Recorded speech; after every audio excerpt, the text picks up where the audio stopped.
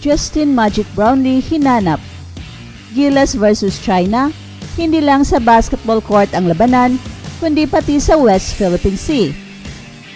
At si Kevin Durant, nagpakitang gilas sa kanyang one-man show laban sa LA Lakers. Yan ang ating pag-uusapan in this video at ang latest update sa napipintong pagbabalik ni Kai Sotto sa Hiroshima Dragonflies. Pero bago yan, ay meron muna tayong pag-giveaway. Welcome to Express Info. Do you want to have these exclusive Puma Rise Nitro basketball shoes? Because once we reach 200k subscribers, we will be having this giveaway. Just comment to win. Shoes are promoted by Kai Sotto himself. Just like this video, and most importantly, comment anything positive about Kai Sotto. It's easy. Commenting is the key to win. Share your positive comments about Kai Sotto. Do it now na. Win the prize. Stay tuned for more updates. Ang dami nang naghahanap ngayon kay Justin Brownlee, especially sa PBA Fans Day na kung saan missing si Justin Brownlee at hindi nakita ng mga fans. At dahil dito, nagkandara pa ang media at lahat ay naghahanap kay Justin Brownlee. Pati sa gabi ng parangal ay hindi rin namataan si Justin Brownlee, kaya marami tuloy ang naghahanap sa hero ng Gilas gold medal win sa Asian Games. Pero ang tanong, saan nga ba ngayon si Justin Brownlee? Well, according sa kanyang Ginebra teammates, ay nasa US pa ngayon si Justin Brownlee, waiting kung ano ang final na sanction sa kanya. Pangalawa, marami ang nagtatanong kung si Justin Brownlee pa ba ang import ng Ginebra sa pagbubukas ng PBA this November. Well, according kay Coach Al Chua, ay dapat handa sila for any eventuality, kaya they are now bringing in an interim import while waiting kung ano ang mangyayari sa kaso ni Justin Brownlee.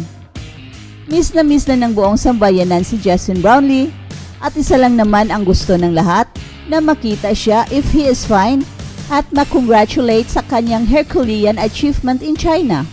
Pero mukhang ang rivalry ngayon ng Pilipinas at China ay hindi lang sa basketball, kundi pati sa West Philippine Sea. And from now on, ay siguradong gustong makabawi ng China sa Gilas, pero one thing for sure, hindi magpapatinag ang mga Pinoy sa pambubuli ng China. At ngayon, puntahan natin ang latest update about Kai Sotto. Magandang balita dahil bukas ay October 28 at mag-expire na ang status ni Kai Sotto bilang nasa injury list, pero merong malaking possibility na makapaglaro na siya bukas.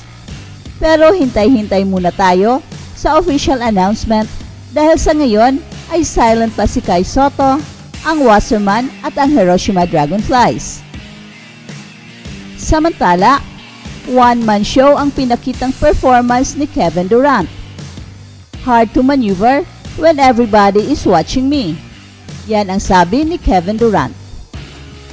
Si KD ay nagtala ng 39 points pero kulang sa suporta sa kanyang mga teammates dahil injured sina Devin Booker at Bradley Beal. Nang si Kevin Durant ay umiscore sa mga huling minuto ng laro, sinagot siya ni LeBron James. Sa kanilang unang pagtatagpo, matapos ang halos 5 taon, itinampok ng dalawang basketball greats ng kanilang henerasyon ang isang makulay at nakakagulat na laban. Bagamat mas maganda ang pinakita ni Kevin Durant sa unang 3 quarters, kinailangan niyang tanggapin na hindi niya ito kayang gawin na mag-isa. At si Anthony Davis ay nagtala ng 30 points at 13 rebounds, at si LeBron James ay nag-ambag ng 10 points sa kanyang 21 points habang naglaro sa buong 4th quarter. At tinalo ng Los Angeles Lakers ang Phoenix Suns sa huling minuto ng laro para sa 100-95 na panalo nitong Biyernes.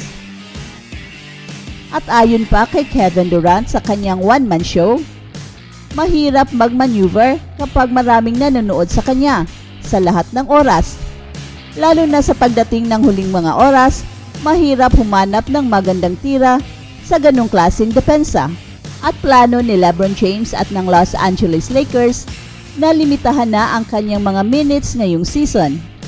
Pero hindi nasunod ang planong ito dahil nananatili pa rin si LeBron James sa court sa buong fourth quarter para makuha nila ang kanilang panalo. There were a few moments where you just appreciate what the fans are watching. Two of the game's greats just going head to head. Yan ang sabi ng Phoenix Suns coach na si Frank Vogel na naging coach sa dalawang superstars na sina LeBron James at Kevin Durant.